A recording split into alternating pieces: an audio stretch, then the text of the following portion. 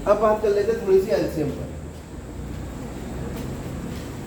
वो तो आपने पढ़ी लिया, डेफिनेशन क्या है उसकी, क्या है?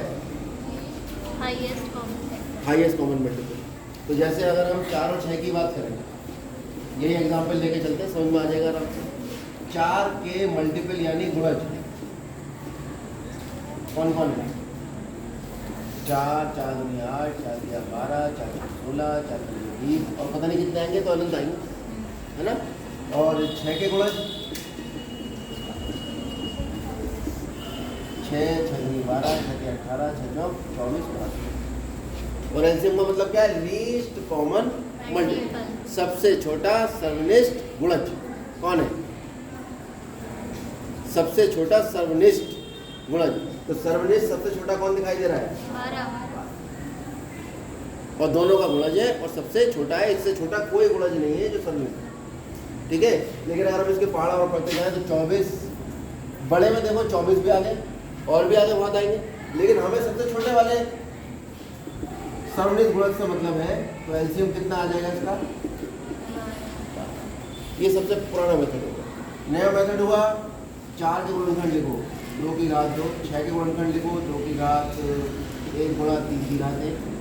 और जब एलसीएम निकालेंगे, विशेष ध्यान देंगे इस बात को, जो हाई स्कूल की किताब में परिभाषा दी है वो ये दी है एलसीएम की कि अभाज्य गुणनखंडों में सर्वनिष्ठ गुणनखंड की सबसे बड़ी घात तथा अन्य अभाज्य गुणनखंड। समझ में आया? नहीं आया, झूठ बोल रही, ठीक है, नहीं आया समझ। कुल मिला के क्या करना है हमें, वैसे बता रहे हैं, साधारण भाषा में सुनिए। अभाज्य गुणनखंड में सर्वनिष्ठ देखो, ठीक, सबसे बड़ी घात कितनी है? उसके अलावा जो सर्वनिष्ठ नहीं है उसे भी ले लो, कौन है? 3। सबसे बड़ी घात कितनी है? तो सर्वनिष्ठ शब्द अगर मैं हटा भी दूं और मैं साधारण भाषा में कहूँ कि जो संख्याओं के हमें एलसीएम निकालने हैं उनमें अभाज्य गुणनखंडों की सबसे बड़ी घातों का गुणनफल। तो सबसे बड़ी घात कितनी है? देखो 2 है, 2 की घात कितनी है? 2। यहाँ 3 है, 3 की घात कितनी है? 1। बात खत्म। कितना आ गया? 4 दिया 12। अब इसी ये वाला उठा लो, दूसरा सवाल। 24 तथा 36, 24 के गुणनखंड क्या आए थे? बताओ देख के फटाफट। 2 की घात 3 गुणा 3। और 36 के कितने आए थे? 2 की घात 2 गुणा 3 की घात 2। और हम इनका निकालेंगे क्या? एलसीएम। एलएच का वो मैं समझ रहा हूँ, 11th क्लास में लेफ्ट हैंड लिमिट पढ़ाई थी, उसी का ध्यान आ रहा है। एलसीएम तो क्या है? अभाज्य गुणनखंड 2 है, 2 की बड़ी घात उठा लीजिए, कितनी है? 3। फिर 3 की बड़ी घात कितनी है? 2। कितना हुआ? 8 गुणा 3 का वर्ग 9 और 9 8।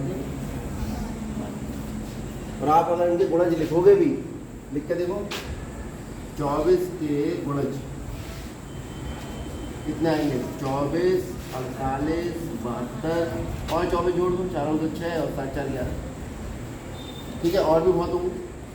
36 के गुणज 36, 36 दूनी 72 और 36 जोड़ो 6 और 2 8 और 7 3 10। ठीक है, और भी आ जाएंगे। इसमें सबसे छोटा सर्वनिष्ठ गुणज कौन है? तो एलसीएम कितना आ गया इसका? ये मैंने आपको सब तरीके से बता दिया कि एलसीएम अगर मान लो इस तरीके से ना निकाल पाओ तो इस तरीके से निकाल पाओ। समझ में आ गई बात? अब इसमें वाला जो मेथड होता है वो गोले बनाने वाला, वो यहाँ पे फेल हो जाता है और दिक्कत भी उत्पन्न करता है। ठीक है, चलिए अब पहले इतना नोट करो, ये तो नोट हो गया होगा।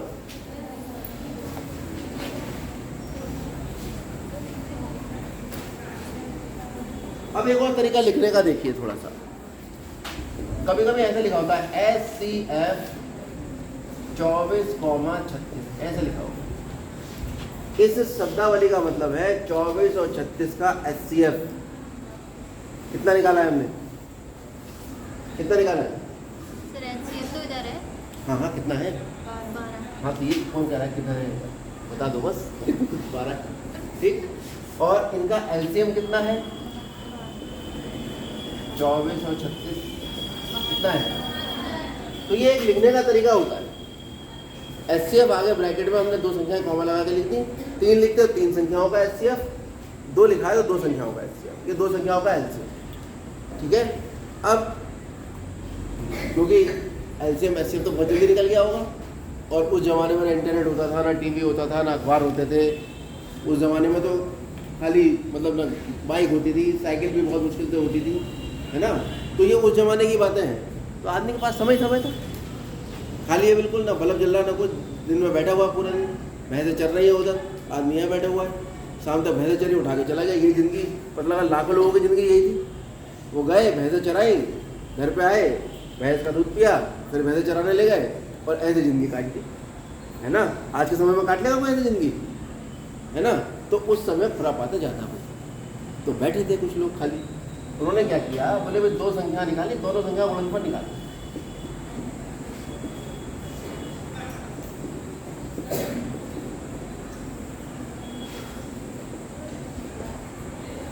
क्या है? 24 गुणा, किसका गुणनफल निकाल रहे हैं हम? 2 संख्या। चलो 36 और 24 गुणा करूँगा, 4 3 24, 4 के 12 और 14, 6 3 12, 3 6 7, 4 6 8, कितना आ गया? 8। ये तो आ गया, ये आ रहा है।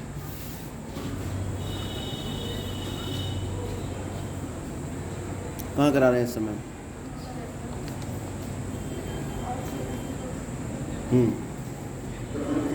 दो संख्याओं का गुणनफल निकाल दिया हमने, कितना? 8। इन संख्याओं का एलसीएम और एचसीएफ क्या आया था? तो एलसीएम और एचसीएफ का भी गुणनफल निकाल के देख लो। 12 गुणा 35, 12 का पहाड़ा सभी को आता हो, 12 दूनी 24, 12 84 और 2। ये क्या हुआ? 2 संख्याओं का गुणनफल किसके बराबर आया? उन्हीं दोनों संख्याओं के एलसीएम और एचसीएफ की गुणा की गई, और उन दोनों संख्याओं की गुणा की गई, तो ये दोनों आपस में बराबर आए। यानी क्या आया? 2 संख्याओं का गुणनफल